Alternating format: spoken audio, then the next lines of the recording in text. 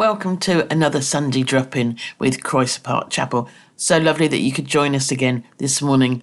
And we're going to be starting off today with just thinking about the wonder of creation.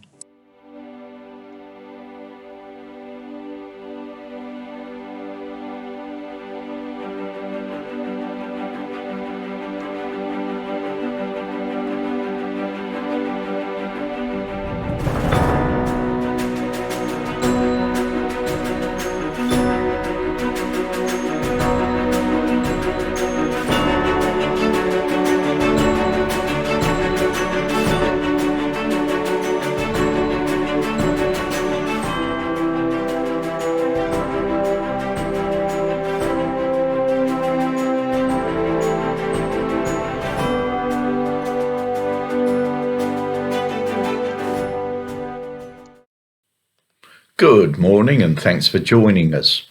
In what must have been one of the greatest understatements of all time, King David in Psalm 139 says, "I praise you because I am fearfully and wonderfully made." Some of you may know that the European Union funded £1 billion attempt to replicate a small part of that fearfully and wonderfully made construction, the human brain. Or at least they tried to imitate a bit of its activity on a supercomputer. Head of the project was a guy called Henry Markram, who used IBM's massive Blue Gene machine. He was confident that he could simulate the brain's entire function.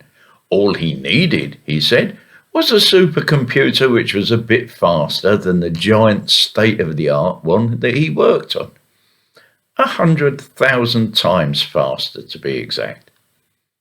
Even then, in the vanishingly small likelihood that such a machine could ever be built, it would only be able to copy sending very basic information through the computer's simulation of the 100 trillion neural connections which are found in the human brain.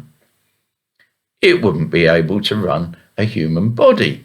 It wouldn't generate emotions. And it won't suddenly fancy going down the road for a pint. It won't fall in love or feel compassion.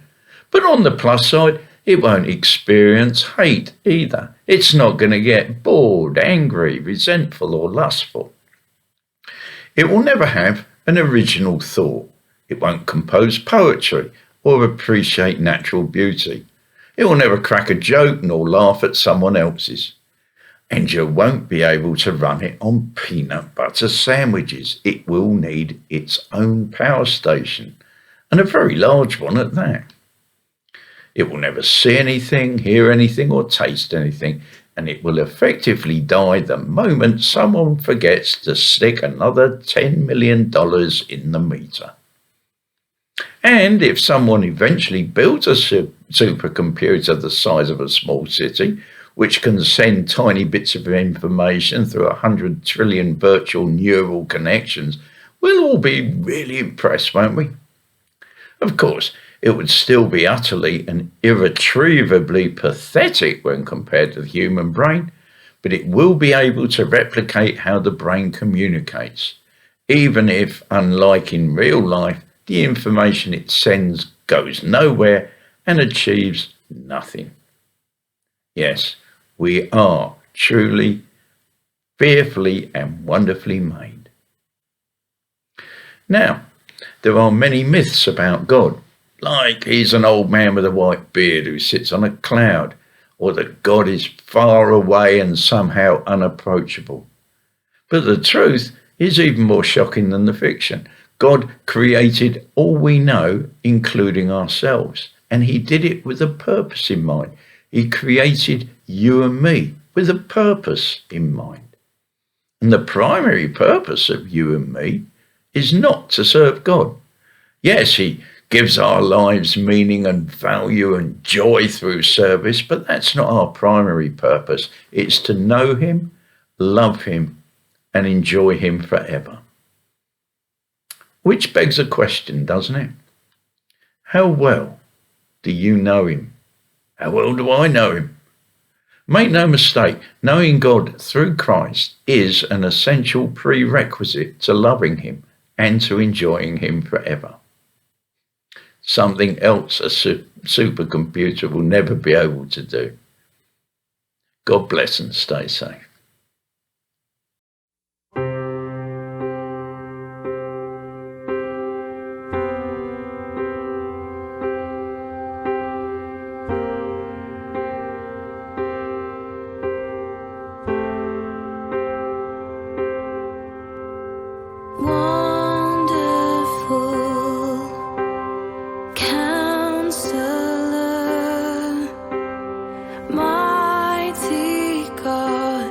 Prince of Peace, wonderful Counselor, mighty God, Prince of Peace, awesome and wonderful, Jesus our Counselor, you are mighty God, Prince of Peace,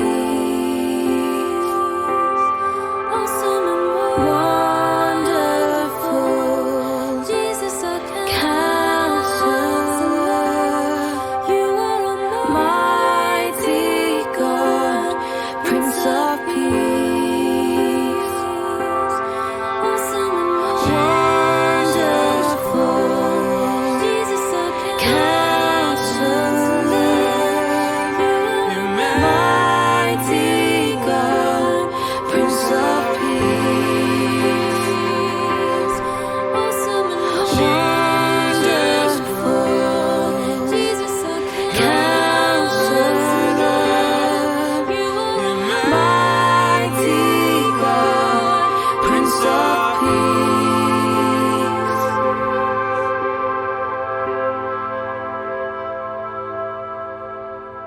Wonderful Counselor, mighty God, Prince of Peace.